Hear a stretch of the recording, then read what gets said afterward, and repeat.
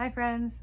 So I wanted to talk about thyroid issues, basically Hashimoto's and hypothyroidism. It's so common. And to get diagnosed with Hashimoto's and not just hypothyroidism, things have to usually get pretty bad. Just like with any autoimmune disorder, it usually takes several years and some pretty nasty side effects and symptoms for it to even be recognized by your doctor.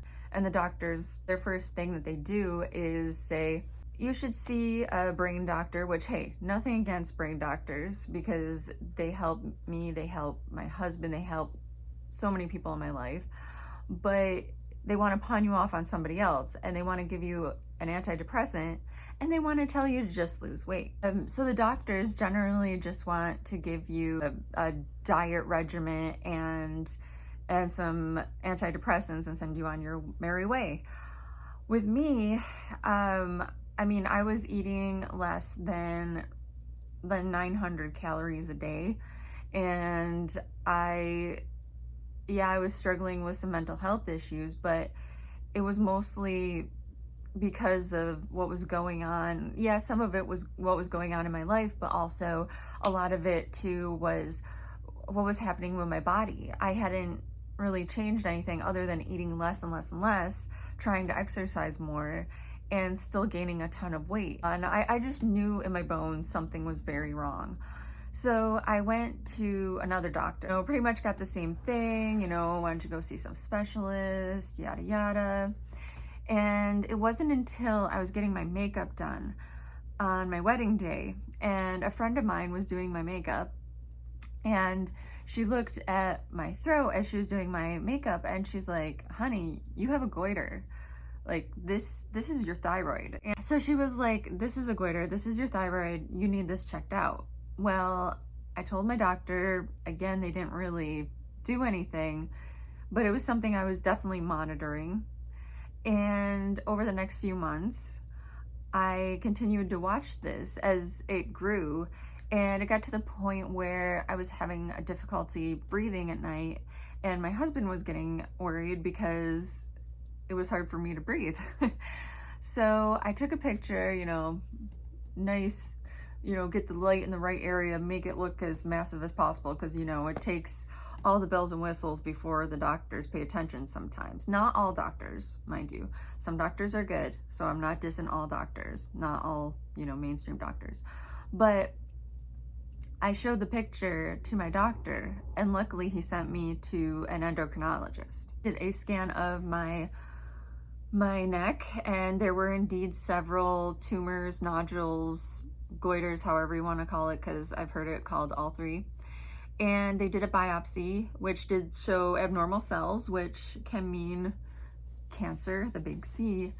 I consulted with the doctor. I'm going through this pretty fast because this is like over the course of like years. But I consulted with the endocrinologist and the surgeon about getting my thyroid removed. At the time, they told me that I only needed to get half of it removed, even though there's nodules on the other side. And they told me that, oh, well, there's people that if they only have half of their thyroid removed, they don't need to go on medicine. That's crap. Like, if your nodules have gotten so big that they've gotten like intrusive to your breathing, to your esophagus, etc., that means your thyroid antibodies are definitely over the allotted like 9, which if you have over 1, you have Hashimoto's, because you shouldn't have thyroid antibodies attacking your thyroid if you don't have a thyroid problem, like it's common sense. So I decided to get half of my thyroid removed, and for anybody else who's in this situation, I would actually recommend just getting the whole thing removed, because you'll have to go on medicine regardless. So anyway, when they took out what they took out, they biopsied it and they found out there were 2 types of cancer: the usual papillary cancer and also the follicular cancer. The big takeaway from this is, please get your thyroid labs done whenever you start feeling like you're getting super cold, you're gaining weight, especially like in your face, you feel any swelling in your neck, your hair falls out a little bit or a lot, depending on who you are. Your skin changes. There's just a lot of things that are just attributed to like getting older as a woman or hormones or whatever. And okay, asterisk, parentheses, fireworks, whatever you want to call it right here. The labs you need to get, not just TSH. Mainstream doctors will only test TSH. My TSH was perfect according to, mainstream medical professionals. It was like a 2, which is like right directly in perfect land. Well, obviously my thyroid wasn't perfect because I had thyroid cancer. So please, if your doctor will not test these labs, please go to someplace like Ulta Labs online where you can order your own labs. You have to pay for them out of pocket, but it's better than having to continue on being unhealthy. And when you go there, or if you can get your doctors to test these, have them, number one, check your TPO, your thyroid, and then like, I don't know the whole long name, and maybe I'll put it down here at the bottom if I can figure out how to do that.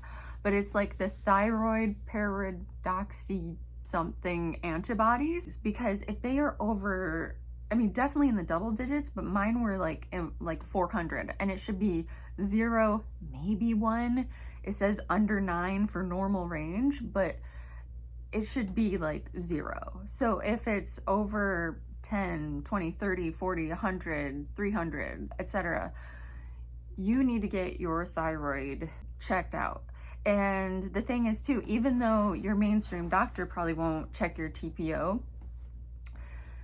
if you go to them and say, look, I had my labs done, my TPO is 100, something's up, they're gonna say, oh, well, we can't use those labs, but maybe they'll actually check theirs. Now, if you're stuck and they're like, oh, well, your TSH is great, well, then time to find a new doctor. It's not easy, and the main doctor I go to for my thyroid is out of network, and I have to pay for out of pocket, but it's worth it to have a functional body. Other labs you want to get are a free T3, not just total T3. That doesn't tell you jack crap. So get your free T3 and reverse T3, RT3. And again, doctors will almost never test your free T3 and your RT3. I've even had a doctor tell me that they only check free T3 if you're on your deathbed. Tell me, why do you have to be dying before they have to check that? Like, why? So chances are you'll have to get those checked, either if you can get it through your insurance by going to an out-of-network doctor possibly, or just going through Ulta Labs again and paying for out of pocket. Get those done. So TPO, free T3, and reverse T3. Those are like the very important ones. And with your TPO, I already mentioned it should be pretty much a non-existent number, teeny tiny number. Your free T3, on the range that they give you, your free T3 needs to be in the higher section of the range. If your free T3 is at the lower section of the range, you're probably going to start feeling like crap, or you already feel like crap. Your reverse T3 needs to be on the lower side of the range. It's not quite as big of a factor sometimes as your free T3. The free T3 really is what matters, but the TSH is just the thyroid stimulating hormone, which comes from basically T4, and I'm oversimplifying this, way oversimplifying. Okay, this isn't the nitty gritty, but I just want to give you a general understanding of everything. So your TSH just says the T4. Now the T4 is supposed to be what circulates in your body, that your body converts to free T3. The free T3 is what makes your hormones, your thyroid, everything happy, howdy doody, tra-la-la, Merry Christmas. But most of us with thyroid problems, our T4 doesn't convert because our thyroid's screwed up. And probably, maybe, who knows, our liver too, like with me. My liver and my thyroid were screwed up. Chicken or the egg situation, I don't know. But I can't convert T4 into T3, and a lot of people can't, or if they can, it's a very small amount.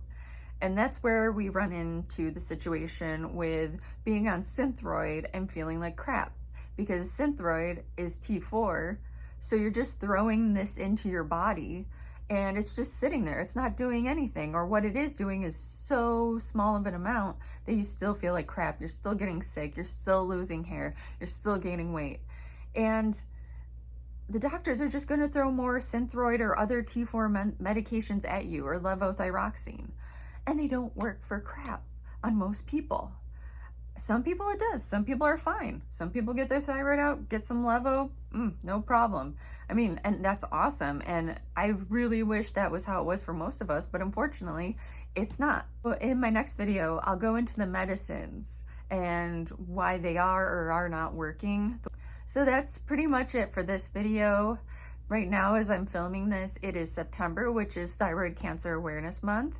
So I really hope that this can help you prevent any sort of major thyroid issues, or if you can just kind of nip it in the bud and find a way to be healthy and not have to go through quite as much runaround as a lot of people do when they have thyroid issues. Also, I want to mention, if you want to know more about the nitty-gritty, the science, the intricacies of T4, T3, free T3, RT3, TPO, tra-la-la-la-la, I would definitely recommend looking up McCall McPherson. I'll write her name down in the description of this video so you can check her out. Also, Dr. Amy Horniman, who was somebody I just binged watched her videos in the beginning of going through this journey because she has so much good information. She has also information on like progesterone, estrogen, if you're going through menopause or premenopause, that whole genre of hormone situation help. That you can check them out. They're really great resources. Just really try to keep an open communication with your doctor. Hopefully they can help you out too. Always go to your doctor first. All I am is somebody who's researched many hours and used myself as a guinea pig to try to find things that worked for me and what I've gone through.